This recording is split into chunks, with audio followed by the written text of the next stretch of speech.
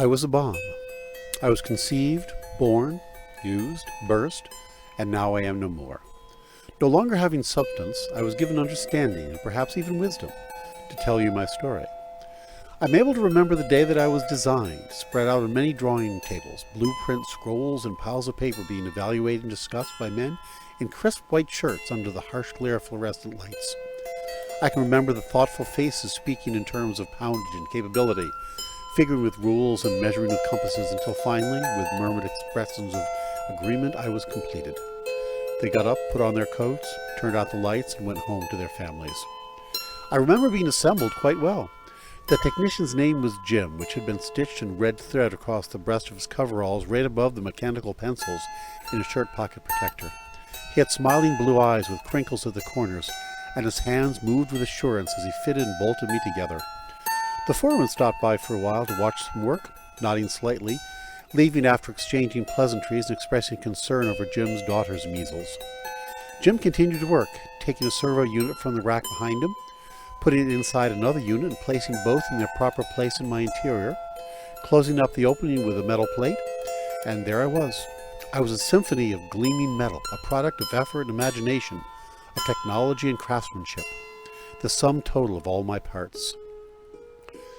From then on, things began to get a little hectic.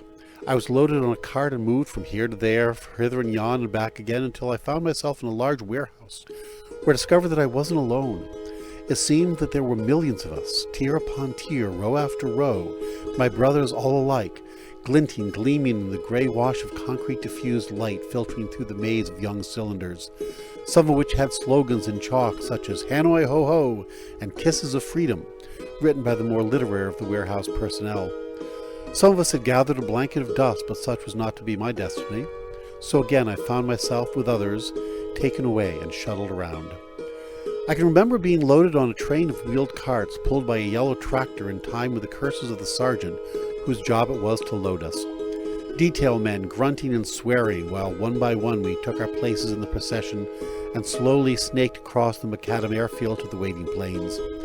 I can remember very clearly the sensation of being lifted up and placed into racks and the soothing up and down undulation of the plane once we were in the air. The steady drone of the engines and the gentle up and down of the plane is a very restful memory of naivete. I was falling and spinning at a complete loss as to what was happening. I vaguely remember watching the doors below me open up, and there we all were, tumbling together, the ground getting closer, rushing to meet us, subtle whistles hurtling downward through the early morning air. What happened next I'm able to remember the most clearly of all, even though it's what I'd most like to be able to forget. It all happened so quickly and vividly, each split second in eternity. I can see beds and bodies flying about, masonry and bricks and sections of pipe being torn apart from their places and being hurled back and forth in the multiple explosions. A small girl about the same age as Jim's daughter, pinned to a wall, the blood gushing from her mouth in a torrent of crimson, until she finally crumpled in a heap, and the screams of being torn asunder, parts of bodies thudding against walls, the screams. Then, silence. Swirling dust and shapeless masses. I was the bomb. I was born. I was used. This was my story.